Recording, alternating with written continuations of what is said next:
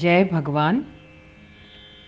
परम पूज्य सद्गुरुदेव श्री रणछोड़ दास जी महाराज वर्सावेली अमृत धारा गुरुदेव की सन्निधि में संकलन श्रीमती पन्नाबेन हरीश भाई रूपारेलिया भाग बे।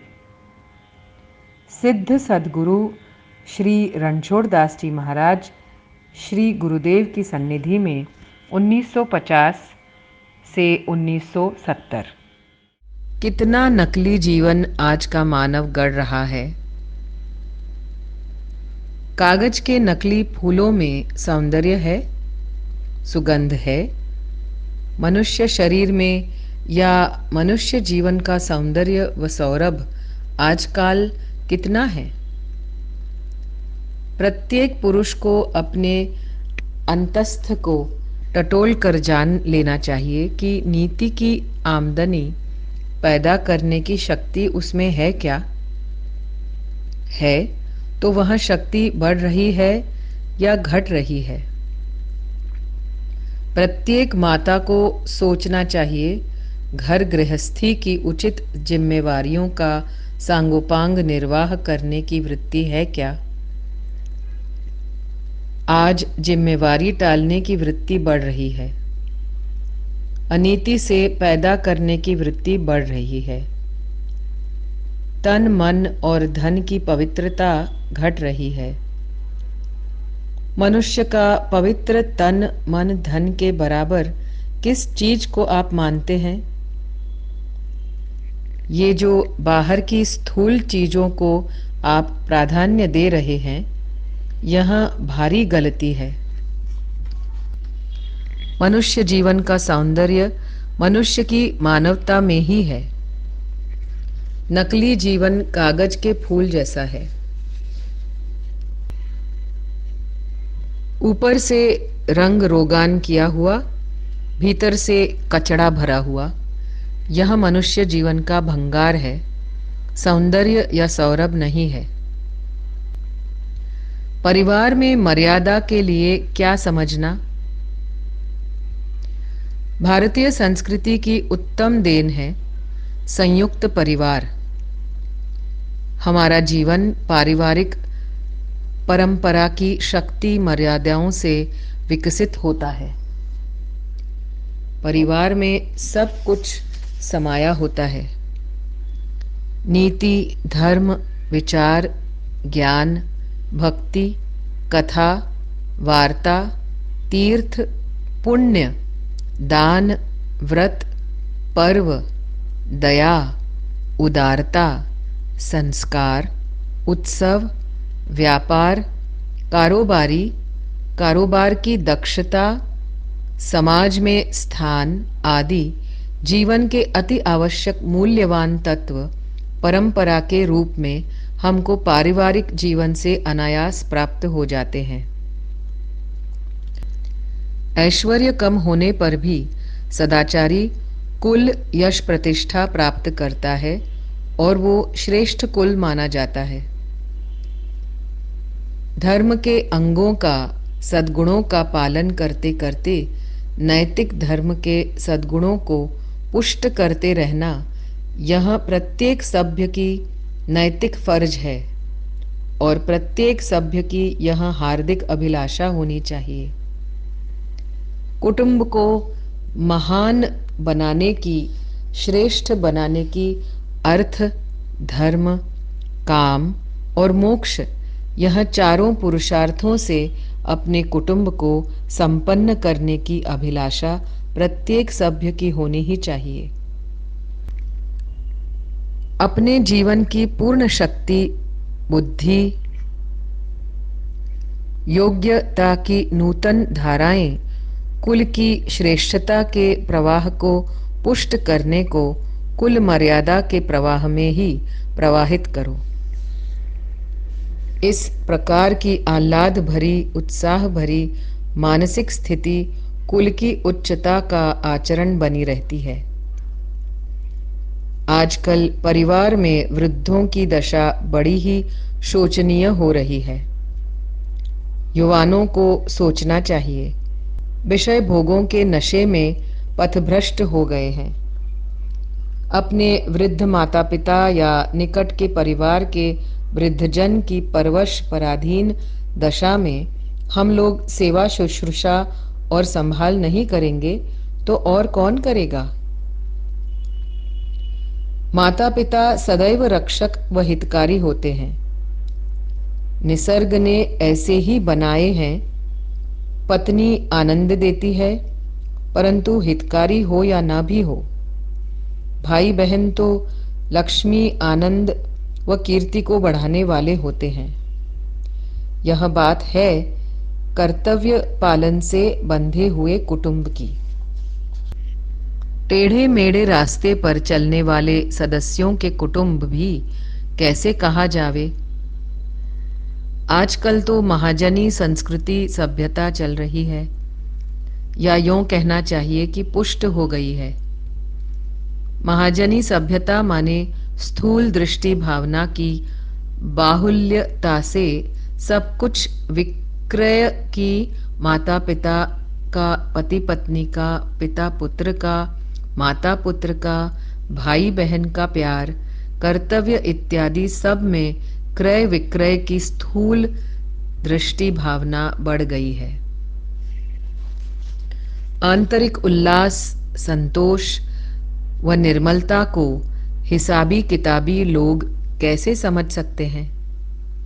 इसलिए आज पश्चिम में यह दशा है कि न पति सुरक्षित है, न पत्नी, न बालक, न परिवार। विचार बदलना अथवा मन को वश में लाना दुष्कर प्रतीत होता है, लेकिन वास्तव में यह असाध्य नहीं है। वर्तमान के तुम्हारे विचार व क्रिया को तुम सुख देने वाले विचार व क्रियाओं में पलट दो। विचार शक्ति प्रबल साधन है मनुष्य का। इसलिए जैसा तैसा विचार करना नहीं चाहिए, क्योंकि इससे बड़ी भारी हानि होती है। विचारों की, भावनाओं की कमजोरी और मलिनता तुम्हारे शरीर को स्वस्थ नहीं रहने देंगे। मन के विचारों की असर शरीर स्वास्थ्य पर पड़ती ही है। शरीर को भी स्वास्थ्यवर्धक खान पान देने का मन को आदेश देना, नहीं तो शरीर रोगिष्ट हो जाएगा। तन मन दोनों को संभालकर अपना लक्ष्य साध्य करना बुद्धिमानी है। मनुष्य का मन सतत संकल्प विकल्प करता रहता है और मनुष्य को सतत सूचना देता रहता है। नकारात्मक विचारों से हमेशा भय, डर बना रहेगा। अब मैं गरीब, बीमार हो जाऊंगा, लड़का अभी तक बाहर से नहीं आया तो जरूर उसका एक्सीडेंट हुआ होगा। आज भाव कम हो गया है तो व्यापार में क्या होगा, आदि नकारात्मक विचारों का प्रभाव जरूर पड़ेगा। यह तुम नहीं मानोगे, परंतु हकीकत है। विचार शक्ति चुंबकीय और विद्युत शक्ति वाली है। तभी तो सिद्ध योगी की सामर्थ्य योग दर्शन में कही गई है। मलावरण दूर करने का उपाय है निष्काम भाव से कर्तव्य पालन। जब मल जयादह जमा हो जाता है तब सही भूख लगती नहीं है। इसी तरह चित्त में अशुभ संस्कारों का जमाव होवे तब तक सही जिज्ञासा का उद्भव होता नहीं है। पाप संस्कारों का मलावरण दूर करने का उपाय है निष्काम भाव से कर्तव्य पालन। अपनी जिम्मेवारियों को निभाना, पूरा करना, इससे मलदोष क्रमशः कम हो जाता है। जब तक स्वार्थ वृत्ति कमजोर नहीं होवे तब तक नए नए अशुभ संस्कारों का संपादन होता ही रहता है। कर्तव्य कर्मों के पालन का मुख्य लाभ है। बिना स्वार्थ वृत्ति के शुभ प्रवृत्ति करने का स्वभाव बन जाए। इससे मलदोष दूर होते हुए जिज्ञासा का उद्भव हो जाता है। फिर स्वार्थ वृत्ति से बढ़ी हुई अधमता दूर होने पर और कर्तव्य पालन के द्वारा निस्वार्थ भाव के कारण हृदय की प्रसन्नता या उन्नति को समझ पाता है।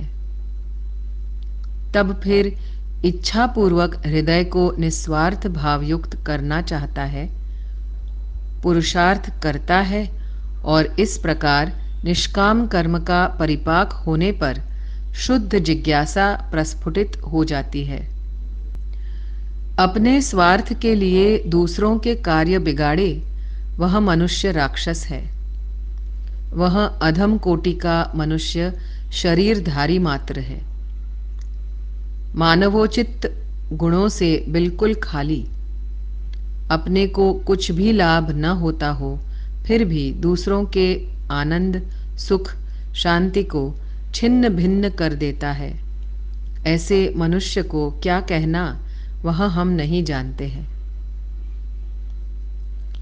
गोस्वामी जी ने ऐसे मनुष्य को खल की संज्ञा दी है, जो हमेशा किसी न किसी बात को बहाना बनाकर आसपास वाले सब मनुष्यों को उद्वेग ही पहुंचाता रहता है और सब के लिए उत्पीड़क ही होता है। यह गपाड़ा नहीं है। 3 अप्रैल 1960 चित्रकूट। निर्बलता, निराशा व प्रतिकूलता के विचार करते रहोगे तो तुम्हारे आसपास का वातावरण तुम्हारे कई मानस रोग पैदा कर देगा। फिर तुम एक से एक बढ़कर ऐसा अमानवीय भाव व अपराध करने लग जाओगे। हमारा स्वार्थ जब अमर्याद हो जाता है तब वही हमारे में अपराध वृत्ति को प्रेरित करता है और खूब पुष्ट कर देता है।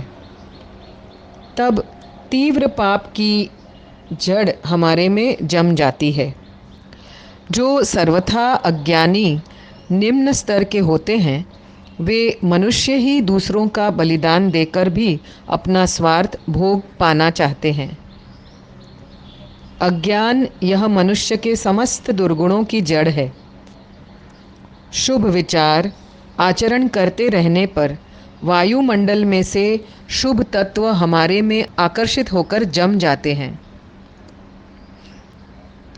अशुभ करते रहने पर अशुभ तत्वों का जमाव हमारे अंतःकरण में होता रहता है।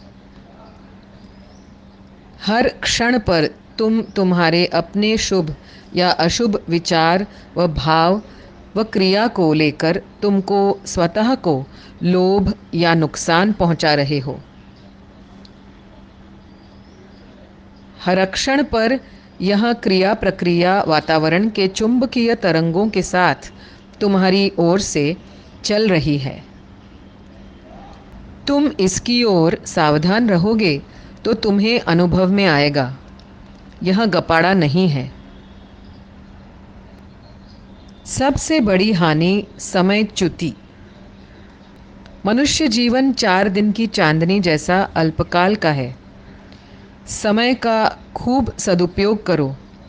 समय को निरर्थक मत खोओ। इस संसार में बड़ी से बड़ी हानि क्या है जानते हो? समय को व्यर्थ खोना सबसे बड़ी हानि है। का हानि?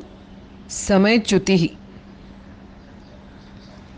खोई हुई सारी चीज़ें किसी न किसी प्रकार से पुनः प्राप्त हो सकती हैं, परंतु खोया हुआ समय कदापि पुनः प्राप्त नहीं हो सकता है। समय यूं ही बीत जावे और बीता हुआ समय पुनः प्राप्त नहीं होता है। यही सबसे बड़ी हानि है। चाहे तुम्हारे मंतव्य के अनुसार मनुष्य जीवन को चाहे व्यावहारिक, सांसारिक, आर्थिक, आध्यात्मिक या वैराग्यपूर्ण चाहे सो दृष्टि से देखता हो या अपनाया हो, फिर भी जीवन की हर एक क्षण का उपयोग करने की आदत डालो। समय को निरर्थक मत जाने दो। दुनिया में सभी का अधिकार है, तुम्हारा भी हक है ही। उसे तुम प्रमाद के वश होकर गंवा रहे हो। विचारशील मनुष्य को चाहिए कि सफलता के लिए दृढ़ निश्चय, दृढ़ पुरुषार्थ और बलवान मन रखें। मुश्किली, रुकावट, विपरीतता और आपत्ति को शौर्य व साहस के साथ झेल लेवें और धैर्यपूर्वक उसे पार करने में सफल हो जावे। सत्य में दिव्य सौंदर्य होता है। सच्ची कला आत्मा की अभिव्यक्ति होती है। बाहरी रूप रंग तो केवल आंतरिक सत्य के कारण महत्वपूर्ण है। मैं तो सत्य में या सत्य द्वारा सौंदर्य प्राप्त करने का हामी हूँ। सत्य में दिव्य सौंदर्य होता है। जब सत्य में सौंदर्य पहचानोगे तब सच्ची कला का सृजन होगा। एक सच्चे कलाकार के लिए वही चेहरा सुंदर है जिस पर सत्य का तेज हो। सच्चा सौंदर्य तो आत्मा की पवित्रता में है। मानव तन को स्वस्थ रखने 5 नियमों का पालन करने से रोग या दुख पीड़ा नहीं होते हैं। रोग मुक्ति के लिए डॉक्टर पास जाते हैं तब 5 बातों का पालन अनिवार्य है। उसी तरह भवरोग मुक्ति के लिए सदा गुरु के शरण होते हो तब 5 बातों का पालन अनिवार्य है। पहला, बिना तर्क के दृढ़ विश्वास। यदि डॉक्टर पर विश्वास नहीं होगा तो दवा फायदा नहीं करेगी। दूसरा, समयानुकूल औषधि सेवन। जो समय भजन नियम आदि का बतलाया जाता है उसके अनुकूल ठीक समय पर करना। तीसरा, औषधि की मात्रा।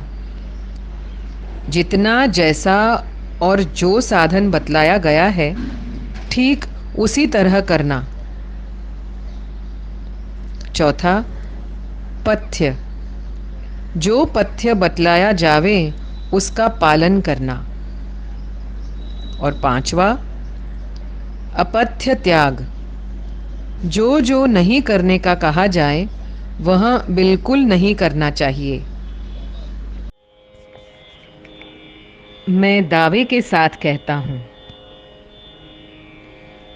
जब मनुष्य पर संकट आता है तब उसकी बुद्धि भ्रमित हो जाती है। वह सत्य को असत्य समझता है। जब कोई सत्य बात असत्य समझ में आवे तब समझो कि बुद्धि भ्रमित हो गई है और सावधान हो जाओ। सद्गुरु में विश्वास रखकर उनकी आज्ञा का पालन करना। आज्ञा पालन से ही कल्याण होगा। पक्का निश्चय करो कि मैं तुम्हारा हितैषी हूँ और तुम्हारा कल्याण चाहता हूँ। तुम्हें सुख शांति प्राप्त हो यही चाहता हूँ। शंका कुशंका, तर्क कुतर्क आदि से तुम्हारी निष्ठा विचलित हो रही है। तर्क से उल्टे मार्ग पर चलने लग जाओगे। तर्क सही रास्ते से हटाकर गलत मार्ग पर ले जाता है। तर्क उतनी ही करना ठीक है जब तक सही सही रास्ता मिल जाए। इसके लिए भी तर्क करो, परंतु कुतर्क का त्याग कर दो। गलत पथ पर ले जाने वाली बेहुदी और अहितकर तर्क मत करो। इसलिए कहता हूँ कि सावधान हो जाओ और अपने मन को संभाल कर कहता हूँ, वैसा करने में लगा दो और कुछ मत सुनो और कुछ भी मत सोचो। मैं कहूँ वैसा करो बस, तो एक दिन तुम्हें संतोष प्राप्त होगा। मैं दावे के साथ कहता हूँ। माता पिता गुरु को नमस्कार करना चाहिए। श्री गुरुदेव ने लिखकर कहा, एक काम करोगे क्या? कईयों ने कहा, आप कहेंगे उसका पालन करने का प्रयत्न करेंगे। श्री गुरुदेव ने लिखा, प्रातःकाल उठ के रघुनाथा माता पिता गुरु नावही माथा। इसका अर्थ है कि माता का स्थान सर्वप्रथम है, द्वितीय स्थान पिता का है और तृतीय स्थान गुरु आचार्य का है। जो 10 वर्ष की आयु से बड़े हैं उन्हें प्रातः उठते ही माता पिता गुरु को नमस्कार करना चाहिए। जिनके माता पिता नहीं हैं वे उनका ध्यान करके माथा नवावे। फिर प्रातः स्मरण का पाठ करना चाहिए। नींद खुलते ही प्रणाम व प्रभु स्मरण करना चाहिए। यह कार्यक्रम करने से सब दिन आनंद में व्यतीत होता है। क्रोध राक्षस है। 14 फरवरी 1961। श्री गुरुदेव ने लिखा, क्रोध सर्वप्रथम आँख में व्यक्त होता है। क्रोध आते ही मनुष्य की आँख का भाव बदल जाता है। देखने वाले को फौरन पता पड़ जाता है कि अब क्रोध राक्षस प्रकट होने वाला है। जो क्रोधी है वह पापी भी है, क्योंकि क्रोध पाप का मूल है। क्रोधी दूसरों के उत्पीड़क चौकस होता ही है, तो पीड़ा पहुंचाने वाला पापी है ही। सर्वथा अनुचित और मानवता रहित क्रिया क्रोधी कर डालता है। क्रोध राक्षस है, तो क्रोधी राक्षसी कर्म करें, इसमें कोई आश्चर्य नहीं। पहले उसका होना पड़ता है। प्रभु हमें अपना बना ले, यह सरल है, पर प्रभु को अपना बनाना कठिन है। पहले उसका होना पड़ता है। मैं भगवान का ही हूँ, इस भावना से क्षुद्र मोह मत्सर व काम क्रोधादिक वृत्तियों से मुक्त होना और भगवान का होना। फिर भगवान का होकर जिस प्रकार भगवान प्राणी मात्र के लिए, भूत मात्र के लिए परम सहृदयी व प्रेमी है, उसी प्रकार हमें भी होना, यही अभिलाषा रखना। आप सब सुन करके इतना आचरण में नहीं डाल रहे। साधन प्राप्त करके भी दृढ़ संकल्प के साथ नियम पूर्वक सांगोपांग करते नहीं हैं। ब्रह्म मुहूर्त में जाप व ध्यान का लाभ। आलस्य प्रबल शत्रु है। कोई भी शत्रु को परास्त करने के लिए अपने को बराबर सज धज के तैयार होना आवश्यक है। आलस्य को जीतने के लिए पहले तुम तुम्हारे मन को तैयार करो। मन को किस तरह तैयार करोगे? सुनो। पहले तुम खूब सोच विचार करके निश्चय करो कि सूर्योदय से पहले जागृत होने में सचमुच क्या लाभ है अथवा नहीं है। इसका खूब विचार करो। इस विषय के लेख, पुस्तक आदि विचार पूर्वक पढ़ो। फिर तुम्हारा मन क्या निश्चय करता है, इस पर सूक्ष्मता से देखो।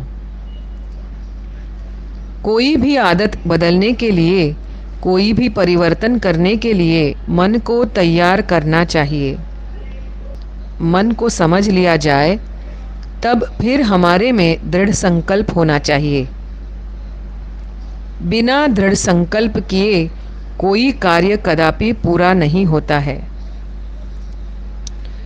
रात्रि के अंतिम प्रहर के तीसरे भाग को ब्राह्म मुहूर्त कहा गया है, अर्थात प्रातःकाल 3:30 बजे ब्राह्म मुहूर्त निद्रा त्याग करने का हमारे आचार्यों ने आदेश दिया है।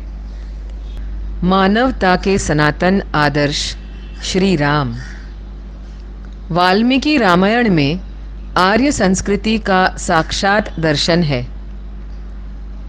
आर्य प्रजा की नैतिक भावनाएं, राजकीय ठोस नीतियां तथा सामाजिक और कौटुंबिक संबंध व भावनाओं का आदर्श निरूपण किया है। आर्य प्रजा की प्रखर नैतिकता दर्शन होता है। श्री राम के प्रत्येक पहलू देखो। लोकनेता, राजा, पुत्र, भाई, पति, मित्र, शिष्य व शत्रु का पहलू भी देखो। श्री राम की नीतिमत्ता इतनी उच्च स्तर की है कि नीति, स्वार्थ का त्याग व बलिदान सहज भाव से हो जाता है और राम जी को उसका किंचित मात्र भी रंज नहीं। इसलिए आज पर्यंत राम जी का आदर्श लोगों को स्वीकार्य रहा है। एक बार पूर्ण श्रद्धा से बांधो, संपूर्ण कार्य हो जाएंगे। कथा सुनते समय राम राम करना चाहिए, यानी मन में भजन करते रहना चाहिए। जैसे ही भजन में अशुद्ध विचार आवे, फौरन उनको काट दो। बिना श्रद्धा के भी भजन करने से श्रद्धा पैदा हो जाती है। भगवान की शरणागति करके विचार भाव बनाओ, अर्थात पहले स्वयं दिव्य बनो, फिर औरों को दिव्य बनाना चाहिए। अर्थात पहले स्वयं दिव्य बनो, फिर औरों को दिव्य बनाना चाहिए। योग का अर्थ है एक वस्तु को दूसरी वस्तु से जोड़ना, यानी आत्मा को परमात्मा से जोड़ना। एक बहन जो श्री गुरुदेव से योग तथा वेदों पर बहस करने आई थी, उससे यह बात कही थी। सबको अहम दिया है भगवान ने, उससे मनुष्य जिंदा है। वह अहम मनुष्य को जिंदा रखता है। आशा अहम के विभाग हैं। मैंने अच्छा भोजन किया, मेरे पास अच्छा मकान है, जायदाद है, मैं मालदार, विद्यावान, ज्ञानवान हूँ, होशियार हूँ, यह अहम है। इसमें सुख प्राप्त करता है। पर निंदा सम अघन गिरीसा, परनिंदा सम अघन गिरीसा। पुष्कर 12 मई 1962। श्री गुरुदेव। मानव का जन्म एक दूसरे के प्रति ईर्ष्या, द्वेष या दुश्मनी के लिए नहीं है, परंतु एक दूसरों के लिए हो सके इतना सुखप्रद बनने के लिए है, होने के लिए है। इसलिए जब हम दूसरों के लिए सुखदाता होते हैं, तब ही मानव जीवन का लक्ष्य सफल होता है। वह मानव मानव ही नहीं जो दूसरों के सुख का साधन न बने, वह दूसरों के सुख में सहायक न हो। निंदा करने वालों को कभी भी सुख की प्राप्ति नहीं है। परनिंदा करने के समान और कोई बड़ा पाप नहीं है। निंदा करने में और सुनने में सहज ही प्रियता रहती है, कारण कि नीचे जाने की वृत्ति सब में सहज ही होती है।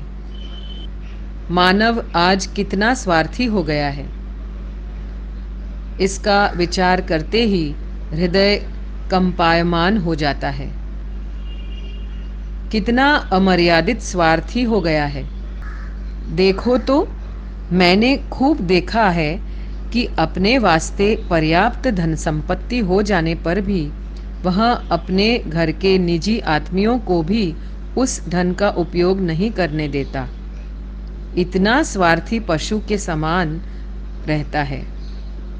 तो इस जगत के दूसरे सब प्राणियों के साथ में उसके मन में कदापि काल, करुणा, दया और समत्व की भावना उदय नहीं हो सकती। ऐसा स्वार्थी मनुष्य जब तक सफलता प्राप्त करता रहता है, तब तक तो अहंकार से फूला फला रहता है। वह भूल जाता है कि तुम्हारी इच्छानुसार कुछ नहीं होता है, तुम्हारे प्रयत्नों का परिणाम नहीं है, अपितु उन महान जगन नियंता परम कृपालु परमात्मा की ही एकमात्र इच्छा बलवती होती है। सर्जनहार को भूलकर स्वार्थी मानव ने अपने अंतःकरण में विराजित शुद्ध परम तत्व, शुद्ध चैतन्य स्वरूप भगवान को, ईश्वर को ही बुला दिया है। प्रकृति का यह भी एक अटल नियम है कि जहाँ तक सुख है वहाँ उसके पीछे दुख खड़ा ही होता है। परिस्थिति कभी भी एक सी नहीं रहती है। जब निष्फलता मिलती है तब कामादिक षड्वृत्तियों की अधिकता के कारण मानव को अत्यंत तीव्र आघात और क्षोभ होते हैं। तब दुखी दुखी हो जाता है। जय भगवान। श्री सद्गुरु देव की जय।